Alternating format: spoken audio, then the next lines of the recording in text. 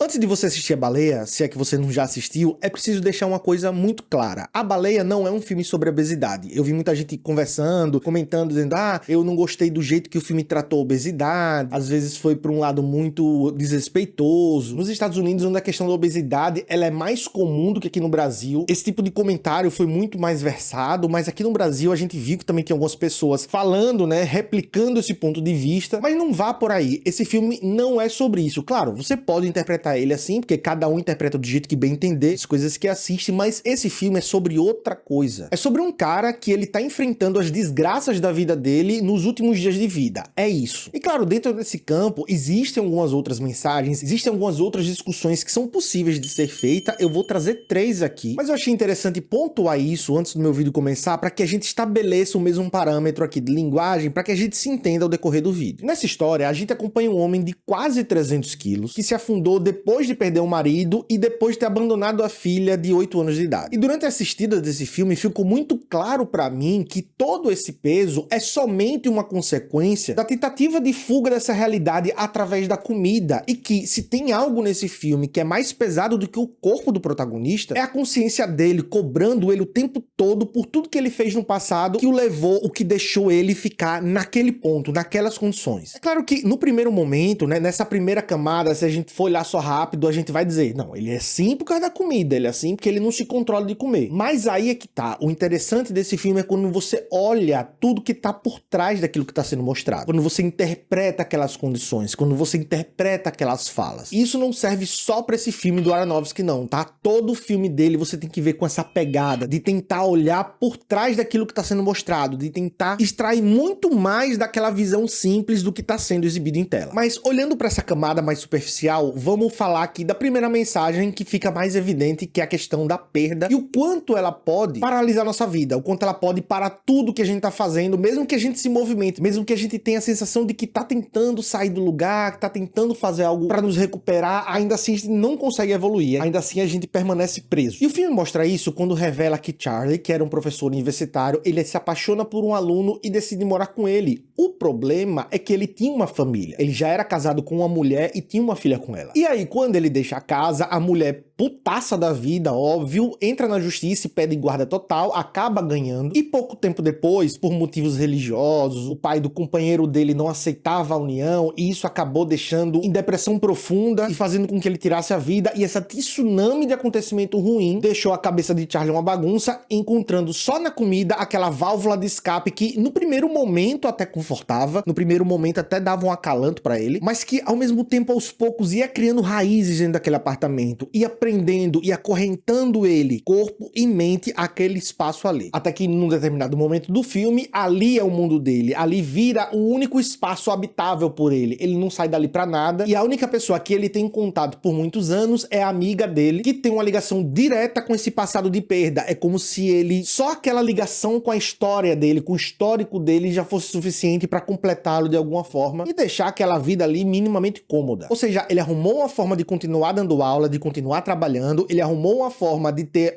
alguma interação social, ele também conseguiu uma maneira de nunca se esquecer do passado, de nunca se desprender desse passado de alguma maneira, só que ao mesmo tempo que ele tinha essa ilusão de que as coisas na vida dele continuavam andando, as coisas estavam minimamente controladas, ele na verdade estava dentro de uma prisão e não conseguia colocar a vida dele pra frente, e isso conversa diretamente com a nossa segunda lição que esse filme traz, que é a questão do ciclo vicioso. Só que não é esse ciclo vicioso que deu a entender na primeira mensagem. Ele traz isso de uma forma diferente, mostrando que a mesma pessoa que pode ajudar a gente pode ser exatamente a mesma pessoa que atrapalha a gente. A enfermeira é a única amiga que permaneceu na vida dele depois que ele perdeu tudo, e ela também é a quem controla a saúde dele minimamente, né? Ela faz cuidados paliativos para ele não embarcar de vez. Só que ao mesmo tempo, ela é a fornecedora, ela leva sanduíches gordurosos para ele, ela leva baldes de frango frito para ele, ela de certo modo alimenta o vício dele em comida. E essa dualidade na relação deles é muito interessante. Você vê ao mesmo tempo que ela cuida dele porque ela ama ele e não quer que ele vá embora daquela forma, né? O tempo todo ela tá incentivando que ele procure um hospital, o tempo todo ela tá dizendo,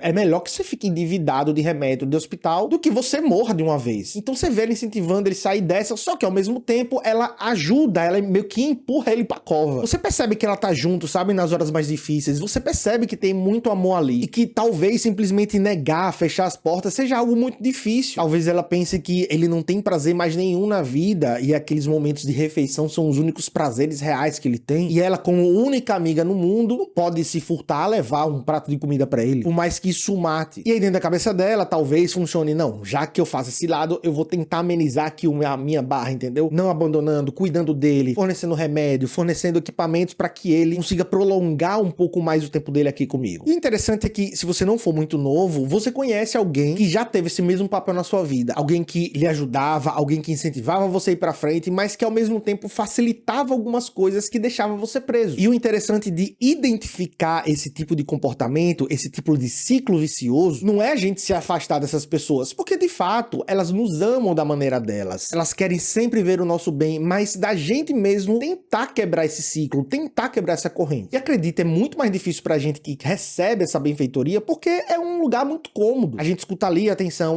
vá, você não pode continuar assim, você precisa seguir em frente, mas ao mesmo tempo a gente recebe aquilo que a gente quer. E como tudo na vida, o ato de reflexão, o ato de autocrítica é sempre muito importante para que a gente consiga ir pra frente. Porque, velho, no final das contas, toda ajuda, claro que importa, mas a gente só consegue dar o próximo passo efetivamente se a gente mesmo quiser, independentemente de qualquer pessoa que esteja do nosso lado segurando nossa mão, entendeu? E a terceira mensagem que esse filme traz é sobre compensação. Em um determinado parte do filme é revelado que Charlie tá juntando dinheiro para dar pra filha quando ele morrer, o que não deve demorar muito tempo. Inclusive, ele usa isso como poder de barganha para que a filha continue visitando ele, para que a filha tenha esse contato nesses últimos dias que ele tá vivendo ali, e ele se aproveita disso para tentar se reaproximar da filha. O tempo todo ele se justifica, dizendo que a mãe da menina, a ex-esposa dele, que afastou, ela pediu guarda total e não deixava ele se aproximar. Em outros momentos ele não dizia literalmente, mas mostrava que ele meio que colocava, internalizava na cabeça dele de que, não, agora eu tô cuidando aqui do meu marido, até que o marido acabou indo embora. Ou seja, sempre tinha uma justificativa na cabeça dele para que ele se sentisse menos mal com aquele afastamento de 8 anos, para que metade da vida da menina fosse sem ele. E claro, a menina, né, com todo esse tempo, que amava o pai, ficou revoltadíssima, ela quer que o mundo todo queime e diz que odeia absolutamente todas as pessoas da Terra. Só que aí a gente percebe que é tudo uma questão de compensação quando ele se encontra com a ex-mulher e eles conversam e ela diz, velho, claro que eu nunca ia chamar a polícia se você decidisse um dia aparecer na frente da minha filha. Quando eu pedi a guarda total dela, óbvio que eu tava com raiva de você me abandonou pra ficar com outro cara, entendeu? Você queria que eu fizesse o quê? E aí, nesse diálogo, que por sinal é um dos diálogos mais fortes do filme, eu acho que só perde pro diálogo final, ele tenta convencer a mãe de que a filha é uma menina boa, ela faz coisas ruins, ela até demonstra caráter duvidoso em várias coisas que ela publica nas redes sociais dela, por exemplo, mas ele tenta compensar como se fosse um último pedido à mãe, olha, tem esperança nela, eu estou dando todas as condições financeiras, mas agora leve isso em consideração, compense por mim o que eu não fui capaz de compensar esse tempo todo. E aí o diálogo não termina muito bem, eles ficam muito machucados, chorando muito, e aí quando tá indo embora, a mãe dá a deixa de que ela também criava a filha em regimes de compensação, quando ela diz que os dois fizeram a parte deles, que ela criou e ele tá dando todo o suporte financeiro durante e depois que ele partisse, e que nada mais podia ser feito. E aí, velho, que cai a ficha. Tudo que a menina queria era ser acolhida, tudo que ela queria era o contato das coisas. Por mais que aquele casamento não fosse pra frente, por mais que aquela família não permanecesse unida presencialmente, tudo que a menina queria era que o pai desse atenção, e isso não desencadearia todos os outros comportamentos, provavelmente de bebedeira da mãe, que se desenvolveu depois, da relação da menina com a escola dela, que posteriormente dá a entender que ela era uma aluna muito boa e que só foi ladeira abaixo depois que essa ruptura familiar aconteceu. Então, o filme tá dizendo na nossa cara, olha, a gente acha que a gente consegue compensar, mas a gente não consegue. A gente acha que fazendo um esforço muito maior para tentar preencher aquela lacuna vai ser suficiente para tirar todos os traumas, vai ser suficiente para que as pessoas nos perdoem, vai ser suficiente para que a gente parte em paz, com a cabeça tranquila, e não vai ser. Porque no final das contas, aquilo que é mais simples é aquilo que preenche muito mais. É o suporte que você recebe de uma pessoa que você ama, é 1 minuto, só 1 minuto do seu tempo para escutar um áudio de um amigo que tá se queixando, e mais 1 minuto para você responder, dizendo que você tá ali pro que ele precisar. São coisas que passam tão rápido, mas que dão um senso de segurança que nenhum dinheiro no mundo, nenhuma condição física no mundo pode substituir no futuro. E falando do final do filme, eu adorei como toda a construção ela se deu para que no final a gente tivesse aquele clímax muito poderoso que me fez chorar demais, velho. E para que esse final fosse possível, a construção do significado da redação foi algo essencial, que foi gradativamente aumentando o significado durante a contação dessa história. Primeiro, ela aparece quando ele tá tendo um ataque do coração, ele acha que vai morrer e ele pega aquela redação e tenta ler como se fosse a última coisa que importasse na vida dele, e ele tá tentando se apegar com todas as forças que ele tem. A segunda vez é quando ele também tá passando por uma crise, ele pede pra outra pessoa ler, e no final, quando a filha dele lê, e é revelado que aquela redação foi que ela escreveu quando ela tinha só 8 anos de idade. E o final é muito poderoso, claro, pela interpretação do Brendan Fraser, ele vai ganhar o Oscar com certeza, mas outra coisa que conseguiu deixar essa cena memorável foi essa construção, foi essa amarração de ponto para que no final a gente tivesse a revelação e a entrega completa junto com o personagem. E quando o filme faz isso, ele tá dizendo pra gente que por mais que aquele texto, por mais que a ideia que aquele texto transmitia pra vida do Charlie era de que a filha era a única coisa que importava ainda na vida dele, por mais que aquele texto, aquele papel o salvasse de vez em quando, porque acalmava o personagem quando ele tava em crise, só quando quem o escreveu, quem realmente importava, leu aquele texto pra ele, conseguiu dá-lo a redenção de fato. Então, quando a cena final é mostrada com aquele esforço físico, ele indo de encontro à filha, ele se levantando sozinho, sem qualquer ajuda, e a câmera foca nos pés dele levitando, a gente pode ter duas interpretações, é claro, as duas bem subjetivas, mas a primeira é que ali, de fato, ele morreu e acabou se libertando daquele corpo que o aprisionava naquela situação, e a segunda é que ele finalmente atingiu um estado de paz, ele finalmente ficou bem com ele mesmo, porque ele aparentemente tinha se resolvido com a filha, e ele sentiu aquela sensação bem semelhante que ele sentiu naquela manhã da praia, quando ele estava há 8 anos, antes desse ponto chegar. É claro que você pode ter uma interpretação diferente, uma terceira ou uma quarta, mas deixa aí nos comentários o que foi que você achou, e é claro, compartilha esse vídeo com alguém que você acha que pode curtir esse conteúdo.